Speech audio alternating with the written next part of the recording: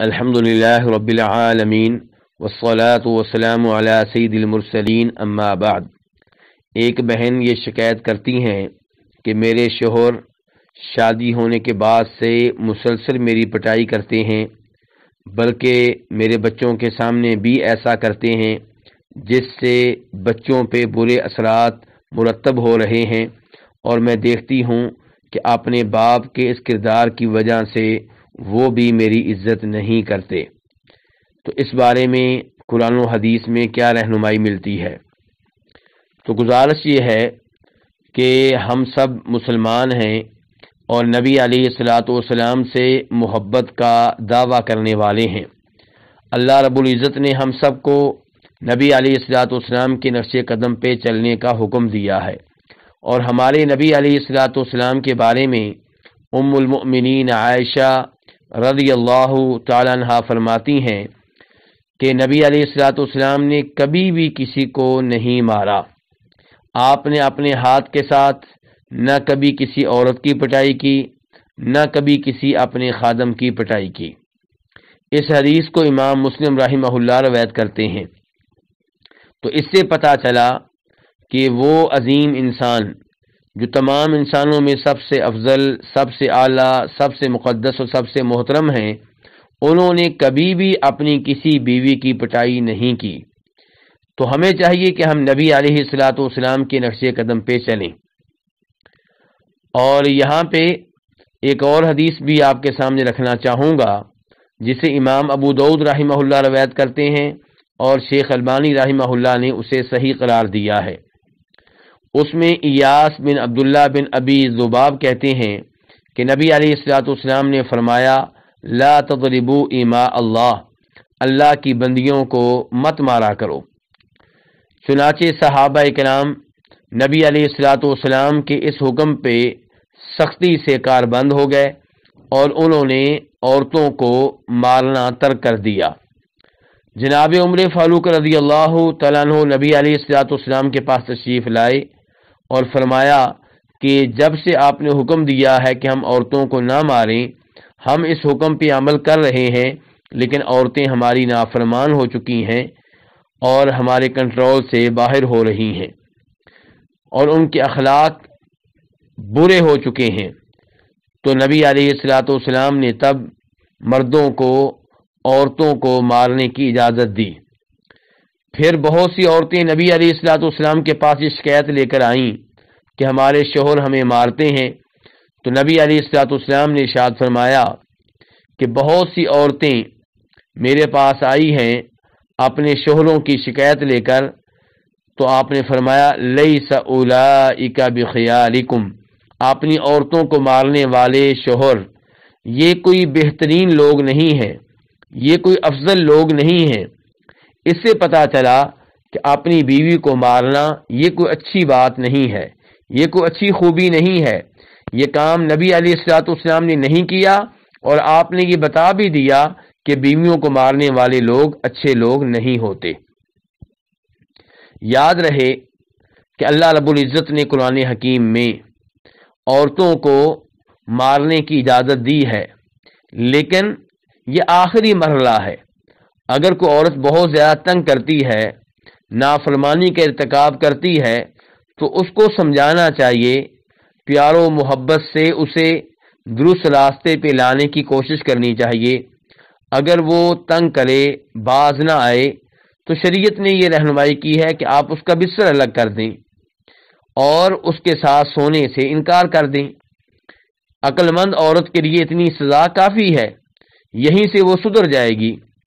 اور اگر پھر بھی کوئی عورت نافرمانی سے باز نہیں آتی، تو پھر اسے مارنے کی اجازت دی گئی ہے، لیکن اس کا مطلب یہ نہیں ہے کہ اسے جانوروں کی طرح مارا جائے۔ اس کا مطلب یہ نہیں ہے کہ مارتے ہوئے انسان اپنے رب کو بھول جائے۔ اس کا مطلب یہ نہیں ہے کہ عورت کو مارتے ہوئے انسان اس بات کو بھول جائے کہ روز قیامت اللہ رب العزت ظلم کے بارے میں سوال کریں گے۔ روز قیامت اللہ رب العزت مظلوم کو ظالم سے بدلہ لے کر دیں گے۔ اس کا مطلب یہ نہیں ہے کہ انسان ان آیات کو بھول جائے جن میں اللہ رب العزت فرماتے ہیں وَعَاشِرُوهُنَّ بِالْمَعْرُوفِ، کہ اپنی بیویوں سے اچھا سلوک کیا کرو، اچھے طریقے سے ان کے ساتھ زندگی گزارو۔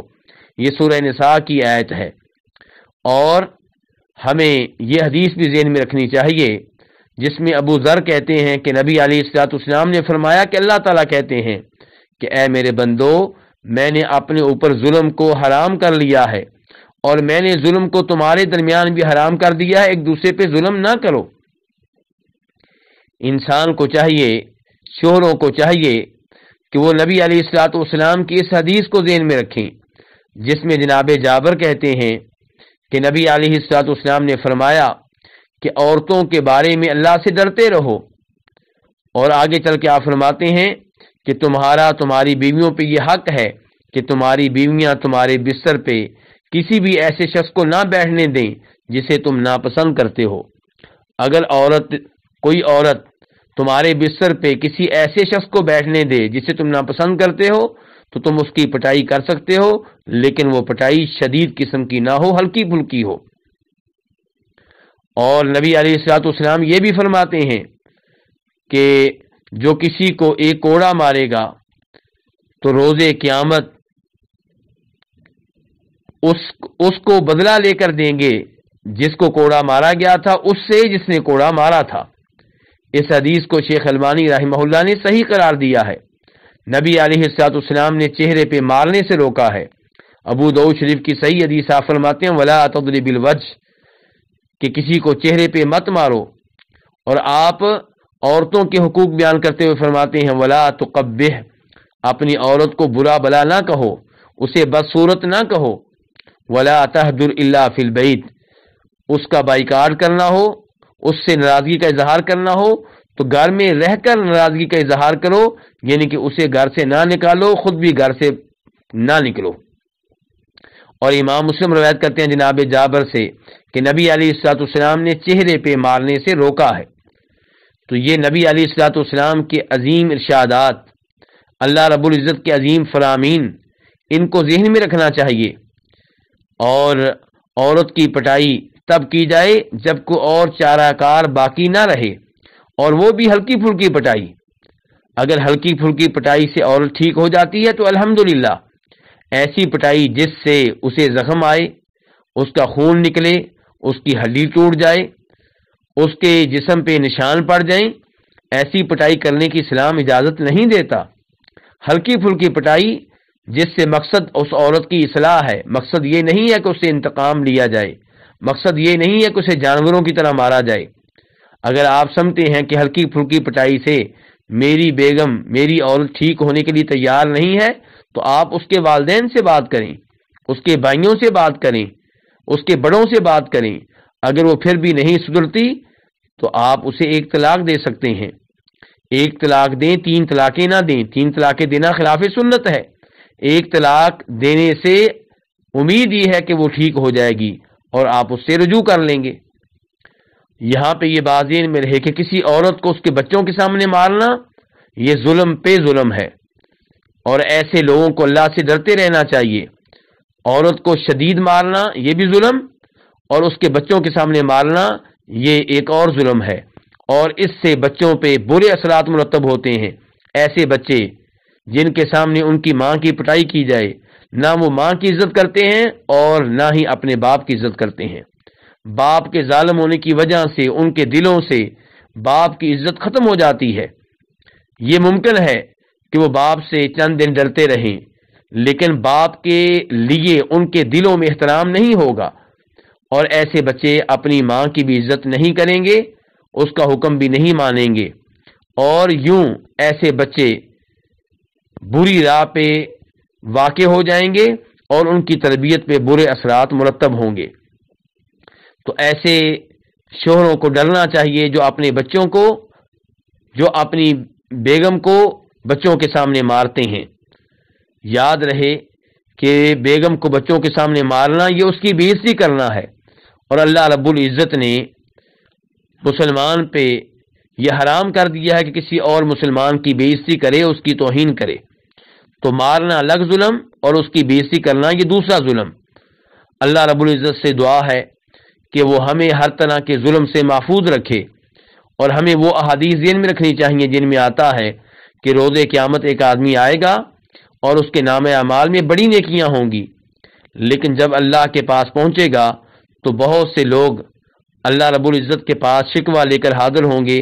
کوئی کہے گا کہ اس نے مجھے برا بلا کہا تھا، کوئی کہے گا اس نے مجھے گالی دی تھی، کوئی کہے گا کہ اس نے میری پٹائی کی تھی، کوئی کہے گا اس نے میرے مال پہ ناجائز قبضہ کیا تھا، اور اللہ رب العزت اس کی نیکیاں ان میں تقسیم کرتے رہیں گے جن پہ یہ ظلم کرتا رہا، اور پھر اس کی نیکیاں ختم ہو جائیں گی اور دعویٰ کرنے والے اب بھی لوگ موجود ہوں گے، پھر ان کے گناہ اس پہ ڈال دیے جائیں گے اور اسے جہنم کی آگ میں پھینک دیا جائے گا۔ تو اس لیے ہر ایک کو چاہیے کہ نبی علیہ الصلوۃ والسلام کو اپنا نمونہ بنائے، اپنا اسوہ سمجھے، ماڈل بنائے۔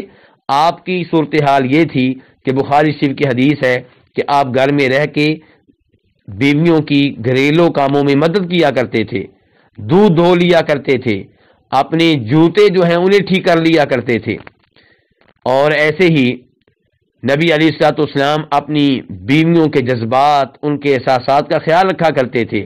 آپ اندازہ کیجئے کہ جناب عائشہ فرماتی ہیں کہ نبی علیہ الصلوۃ والسلام مجھ سے ایک دفعہ فرمانے لگے کہ عائشہ مجھے سمجھ آ جاتی ہے کہ کب تم مجھ سے ناراض ہو، کب تم میرے اوپر راضی ہو۔ جناب عائشہ نے کہا اللہ کے رسول کیسے آپ کو پتہ چلتا ہے؟ تو آپ نے فرمایا کہ جب تم میرے اوپر راضی ہوتی ہو کہتی ہو کہ محمد کے رب کی قسم صلی اللہ علیہ وسلم، اور جب تم میرے اوپر ناراض ہوتی ہو پھر تم کہتی ہو ابراہیم کے رب کی قسم۔ اس حدیث کو امام مسلم نے روایت کیا ہے۔ نبی علیہ الصلوۃ والسلام اپنی بیویوں کا کتنا خیال رکھتے تھے، اس کا اندازہ آپ اس حدیث سے لگا سکتے ہیں جسے جناب عائشہ روایت کرتی ہیں، اور امام بخاری اور امام مسلم اپنی اپنی احادیث کی کتب میں لے کر آئے ہیں کہ نبی علیہ الصلوۃ والسلام جناب خدیجہ کے فوت ہونے کے بعد جب کبھی کوئی بکرا ذبح کرتے تو اس کا گوشت جناب خدیجہ کی سہیلیوں کو بھیجا کرتے تھے۔ آپ اندازہ کیجئے کہ جناب خدیجہ اب موجود نہیں ہیں، ان کو پتہ نہیں چلے گا، وہ آپ کا شکریہ ادا کرنے کے لیے حاضر نہیں ہوں گی، لیکن اپنی بیگم سے اتنا پیار ہے، ان کا اتنا خیال ہے کہ ان کی سہیلیوں کا بھی خیال رکھا کرتے تھے۔ اور پھر آپ یہ دیکھیں کہ آپ اپنی بیویوں کے لیے کس قدر عاجزی کا مظاہرہ کیا کرتے تھے کہ جناب انس روایت کرتے ہیں، اور اس حدیث کو امام بخاری نے اپنی کتاب میں جگہ دی ہے کہ ایک بار آپ نے جناب صفیہ کو ان کی اونٹنی پہ اس انداز سے چڑھایا کہ آپ زمین پہ بیٹھے اور جناب صفیہ کو موقع دیا کہ وہ آپ کے بابرکت گھٹنوں پہ اپنا پاؤں رکھ کے اونٹنی پہ سوار ہو جائیں۔ اللہ اکبر! اندازہ کیا جائے کہ نبی علیہ الصلوۃ والسلام اپنی بیویوں کا کتنا خیال رکھتے تھے۔ اللہ رب العزت سے دعا ہے کہ وہ ہمیں بھی اپنی اپنی بیویوں کا خیال رکھنے کی توفیق عنایت فرمائے اور ان کے احساسات، ان کے جذبات کو سمجھنے کی توفیق دے۔ وصلی اللہ تعالی علی نبیہ محمد وآلہ وصحبہ اجمعین۔